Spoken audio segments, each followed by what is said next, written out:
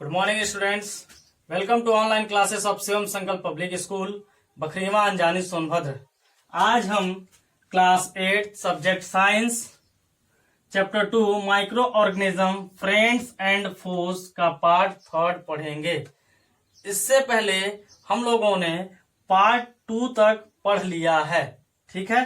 आगे हम जानेंगे पार्ट 2 तक। हमने जाना कि बैक्टीरिया क्या है, बैक्टीरिया के पार्ट्स क्या है, कितने भागों में क्लासिफाइड किया गया है, उसके यूजफुल एस्पेक्ट क्या है, उसके हार्मफुल एस्पेक्ट क्या है, कहाँ कहाँ बैक्टीरिया हमारे लिए यूजफुल होता है, कहाँ कहाँ हमारे लिए हार्मफुल होता है।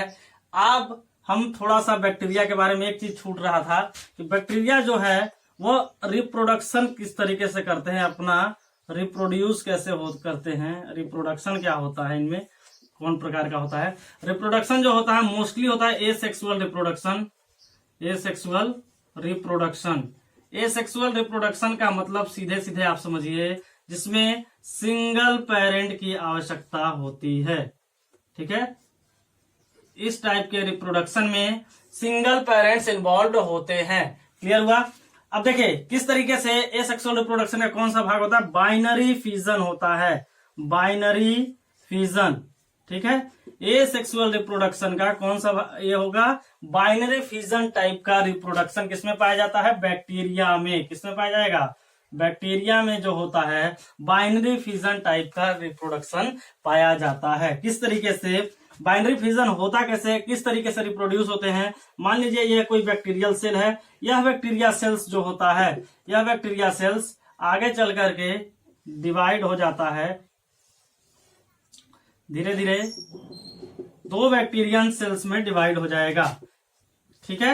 यानी कि अब देखिए यहां पर सिंगल पेरेंट इन्वॉल्व था, सिंगल पेरेंट्स, और इससे जो है कि 2 डॉटर सेल्स, यानी 2 डॉटर्स कहा जा सकता है, इन्वॉल्व होते हैं। 2 डॉटर सेल्स इन्वॉल्व होते हैं, 2 डॉटर सेल का निर्माण होता है, ठीक है। यानी कि इसे हम कहते हैं बाइनरी, बाई मतलब 2, फिजन यानी कि द्विखंडन, इसको कहते हैं 2 भाग में टूटना, इक्वली डिवाइडेड होते हैं। यानी कि यह एसेक्सुअल रिप्रोडक्शन का बाइनरी फिजन का प्रोसेस जो होता है बैक्टीरिया में यह होता है। क्लियर।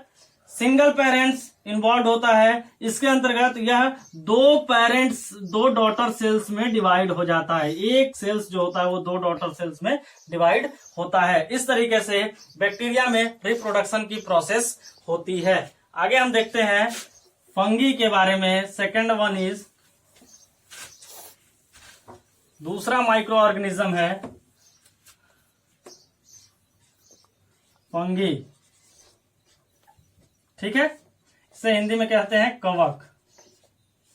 ये आप जानते ही हैं क्योंकि पहले ही पार्ट में मैंने ये चीज बताया था। फंगी या कवक, फंगी का मतलब क्या होता है, ये एक प्रकार का प्लांट है।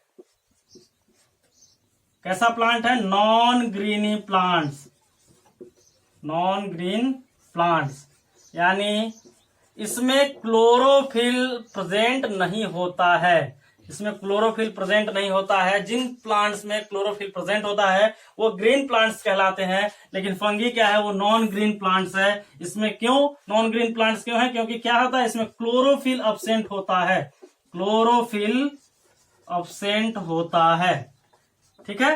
क्लोरोफिल के अब्सेंट के कारण ही या किस कलर का होता है, या ग्रीन कलर का नहीं होता। बहुत अलग अलग डिफरेंट टाइप्स के कलर्स होते हैं, क्रीमी कलर्स के मिलेंगे, व्हाइट कलर के मिलेंगे, ब्राउन कलर के मिलेंगे, लेकिन ये ग्रीन कलर के आपको नहीं मिलेंगे। क्यों, क्योंकि क्लोरोफिल अब्सेंट होता है। अब क्लोरोफिल अब्सेंट होता है तो सीधा सा बात, जाहिर सी बात है कि फोटोसिंथेसिस की प्रोसेस इसमें होगी नहीं।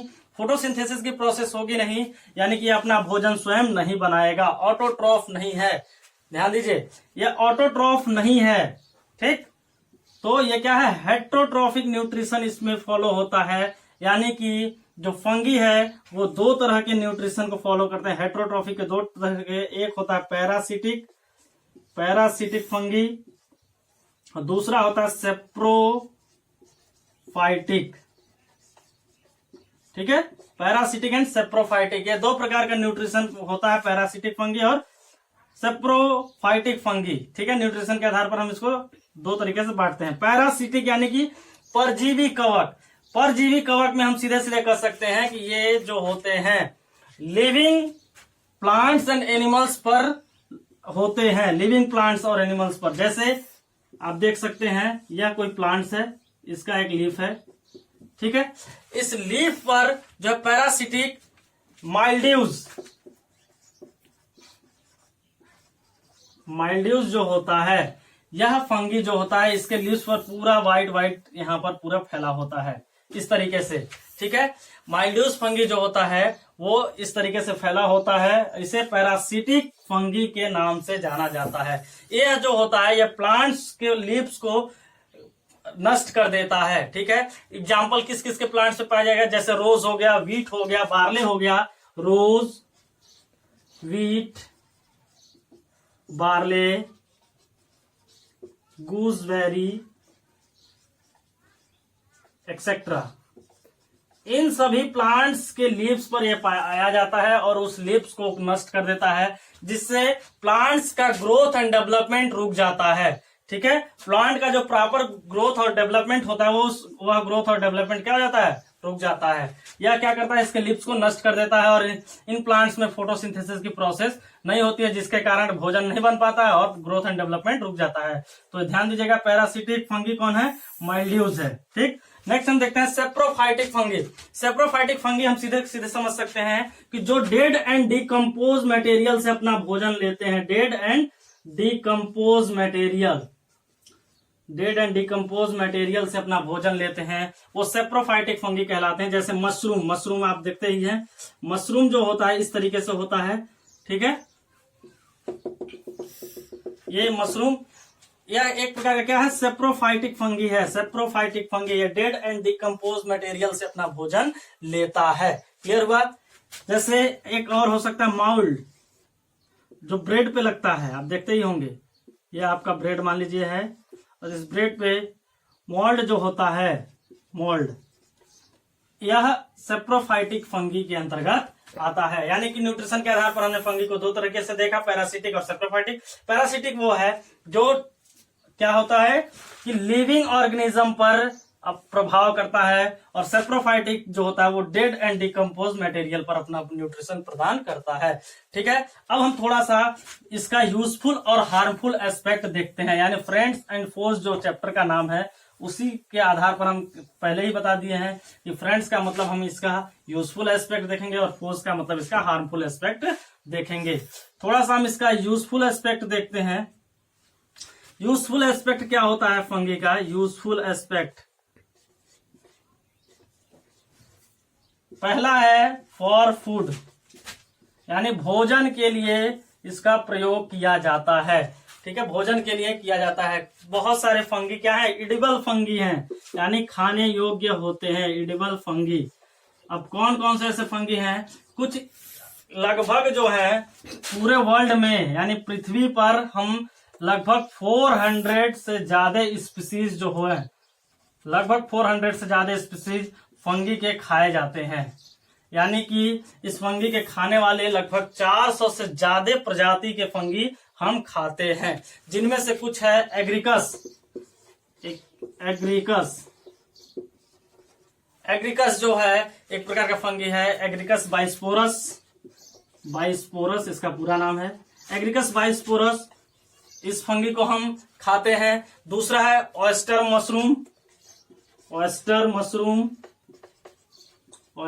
मशरूम, ठीक है। यानी कि पहला है एग्रीकस, ऑयस्टर मशरूम। तीसरा है साइटेक,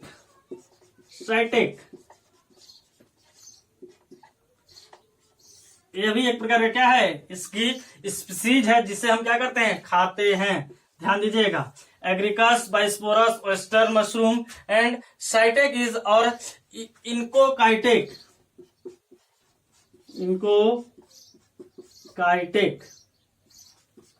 यह भी एक प्रकार का मशरूम का स्पीसीज है जिसे हम खाने के रूप में प्रयोग करते हैं। समझ में आ गया। एक्सेट्रा बहुत सारे हैं, लगभग कितने हैं, 400 स्पीसीज को हम फूड के यानी एडिबल फंगी के रूप में प्रयोग करते हैं, ठीक है। ये पहला हो गया, भोजन के लिए उपयोगी में लाया जाता है। दूसरा है मेडिसिन के लिए, सेकंड इसका यूजफुल है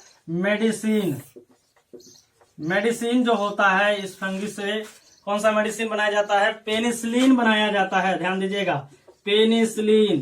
पेनिसिलिन यह क्या है? फर्स्ट एंटीबायोटिक है, फर्स्ट एंटीबायोटिक। ठीक, फर्स्ट एंटीबायोटिक है। इसे किसने इसका खोज किसने किया था? तो अलेक्जेंडर फ्लेमिंग ने किया था। अलेक्जेंडर फ्लेमिंग ने किया था। अलेक्जेंडर फ्लेमिंग ने इसका खोज किया था। ध्यान दीजिएगा, ठीक है। पेनिसिलिन जो है वो किस फंगी से बनाया जाता है? पेनिसिलियम नोटेटम से बनाया जाता है।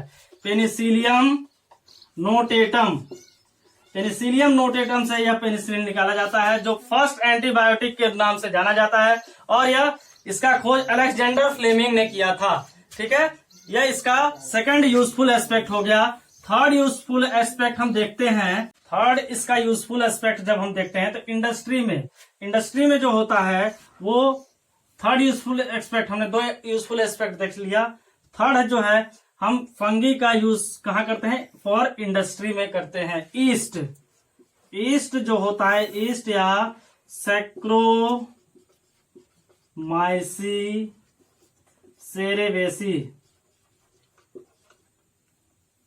सेरेवेसी जो होता है, सैक्रोमाइसिस सेरेवेसी जो है ईस्ट, इसका प्रयोग इंडस्ट्री में किया जाता है for production of wine and beer. ठीक है, इस सैक्रोमाइसिस सेरेवेसी ईस्ट का प्रयोग कहाँ किया जाता है? बियर एंड वाइन में। और भी एक इंडस्ट्री है for bread, for making bread. ठीक है, ये यूजफुल एस्पेक्ट हुआ फंगी का। अब हम देखते हैं हार्मफुल एस्पेक्ट ऑफ फंगी। इसका हार्मफुल एस्पेक्ट क्या क्या हो सकता है? हार्मफुल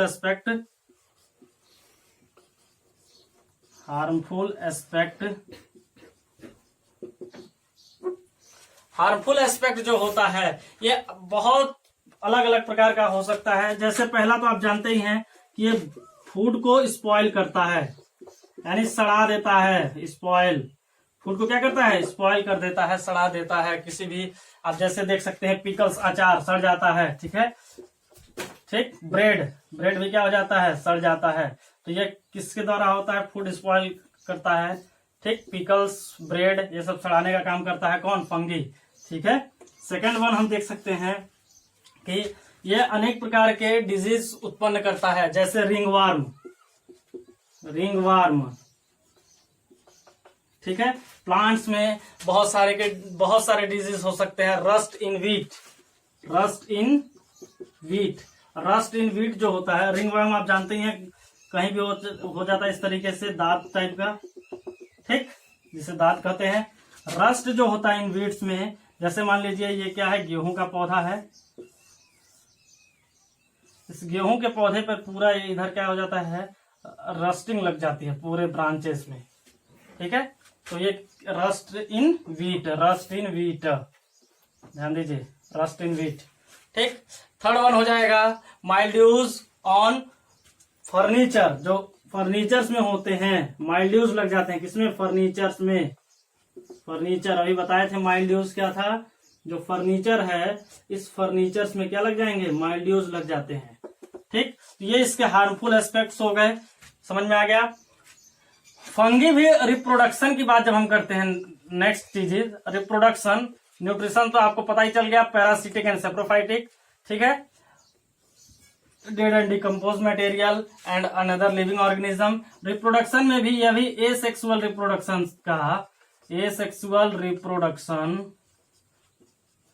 का बाइनरी फिजन करता है। बाइनरी फिजन, जैसे हमने बैक्टीरियम बताया था कि बाइनरी फिजन की प्रोसेस होती है, ठीक उसी प्रकार से इसमें भी बाइनरी फिजन की प्रोसेस होती है। बाकी नेक्स्ट वीडियो में देखेंगे। तब तक के लिए धन्यवाद।